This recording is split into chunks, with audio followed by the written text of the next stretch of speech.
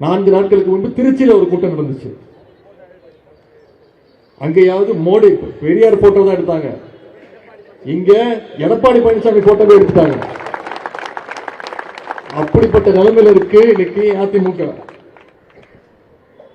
நான் சொல்றேன், நிச்சயம் தேர்தல் முடிஞ்சோடனே அதிமுக இருக்கக்கூடிய அண்ணா பேரை எடுத்துக்கிட்டு அங்க அமித்ஷா திராவிட முன்னேற்ற கழகம் வச்சாலும் வச்சிருவாங்க.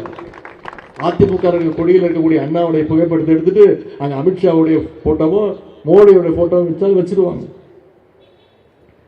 இதுதான் இன்னைக்கு அதிமுகவுடைய நிலைமை. நாம அரசியல்ல முரட்டு பக்தர்கள், முரட்டு தொண்டர்கள்லாம் பார்த்திருக்கோம். ஆனா இன்னைக்கு இந்தியாவிலேயே ஒரு முரட்டுத்தனமான ஒரு அடிமையா ஒருத்தர் ஃபார்ம் ஆயிருக்காருன்னா அது திரு எடப்பாடி பழனிசாமி அவர்கள். ஜாடிக்கு ஏத்த மோடின்னு சொல்லுவாங்க, அது மாதிரி இன்னைக்கு மோடிக்கு ஏத்த ஒரு எடப்பாடி அடிமை எடப்பாடி பழனிசாமி ஒருத்தர் வாய்ச்சிருக்கிறார்.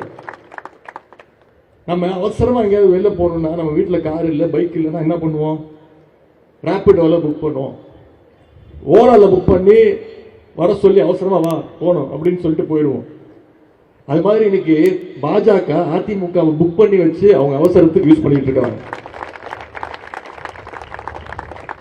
உதாரணத்திற்கு பீகார் எடுத்துக்கோங்க. பீகார்ல என்ன நடந்துட்டு இருக்கு? அங்க சட்டமன்ற தேர்தலில் ஜெயிச்சது திரு நிதிஷ்குமார் அவர்கள் முதலமைச்சர் ஆயிட்டார். சில மாதங்கள் தான் ஆச்சு. இன்னைக்கு அவரை ஓரம் கட்டிட்டு இன்னைக்கு பீகார பாஜக கண்ட்ரோல் எடுத்துக்கிச்சு, அவரை எம்பி ஆக்கிட்டாங்க.